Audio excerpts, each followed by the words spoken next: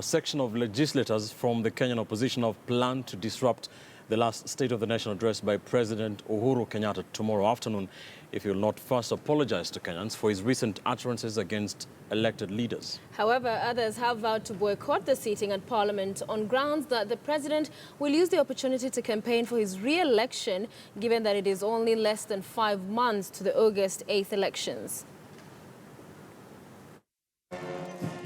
In March last year, during the third State of the Nation address by President Uhuru Kenyatta, the session delayed for half an hour after opposition legislators disrupted his address by blowing whistles in protest.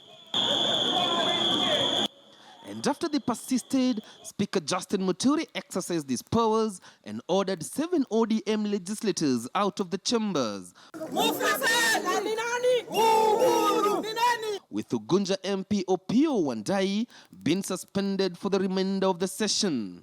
Do whatever you want to do, but you cannot turn back the clock of history. Well, will this one be any different from the last one, given that it will be the last State of the Nation address for President Uhuru Kenyatta before Kenyans go back to the ballot?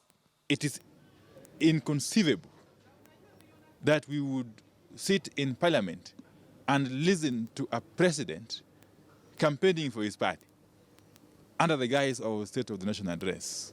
If the president would not apologize to the nation on his utterances, the language that he has been using, then I'm not going to be able even to give him even not even a single minute to listen to him.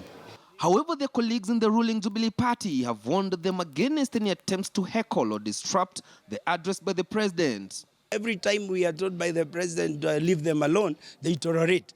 So this is a house of rules and law, and if they try anything to boo anybody, we'll discipline them. Not now the speaker, we'll discipline them. We cannot allow where just a few individuals, without any standing at all, they take a national event and try to bring other issues that, in fact, are not meant for national unity, for cohesion. Although the opposition legislators have not met to take a common stand to either disrupt the session or abstain from attending, most of them feel that the address, which is a constitutional requirement by the president, has lost traction and meaning. We need to know, how much has he fought when it comes to matters of corruption?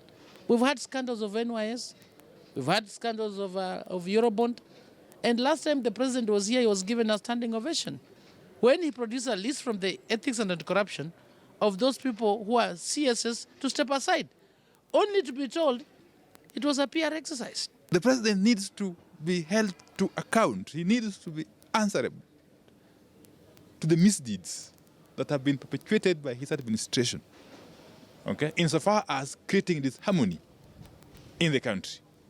For our children, the president's State of the Nation address comes at a time when the Jubilee administration is facing challenges in the fight against runaway corruption in Kenya, insecurity in the North Rift, and the cattle rustling menace, inflation, and high cost of living. We have also been managing, for example, the CDF funds. We should, first of all, even as the president is giving his report, ourselves we should be giving reports to the people who elected us. We are all in government. We are the people who oversight this country, not the president. All members of parliament. And if they have failed, plus me, we have all then failed. It is expected that both camps might hold separate parliamentary group meetings before the address in the afternoon. With the bad blood between the opposition and the Jubilee Party, all eyes will be on Parliament to see whether it will be a replica of last year's State of the Nation address, given that it is only less than 5 months to the August elections. Chris Dairo, KTN News.